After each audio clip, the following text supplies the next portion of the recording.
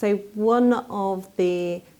big debates in the general election is around the topic of immigration. Certainly throughout the referendum, it became really clear that the general population in the UK have got concerns about immigration levels, and that was one of the factors as to why people wanted to vote to leave the EU.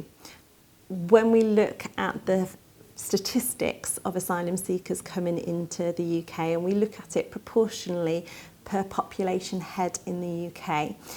we as a country actually take less asylum seekers per population head than other European countries. So we actually don't take our fair share of asylum seekers as a country. So I wanted to clarify that as you're thinking about the election and who to vote for and what the immigration policy might be and what attitudes are towards asylum seekers, because there needs to be some clarity about what the situation actually is in the UK, and we actually do take less asylum seekers than other counterparts across Europe.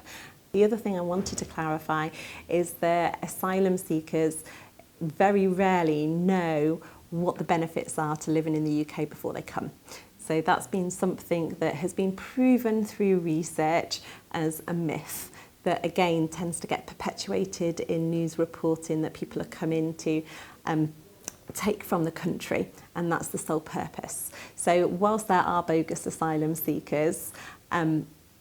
the main purpose as to why people come to the UK is purely because maybe they speak a little bit of English and therefore they think they might be able to get work. So when looking through the different manifestos, if you're concerned because some of the manifestos say that they're going to support asylum seekers coming in the country and give more resource, actually from a human rights perspective, that is a good thing to do.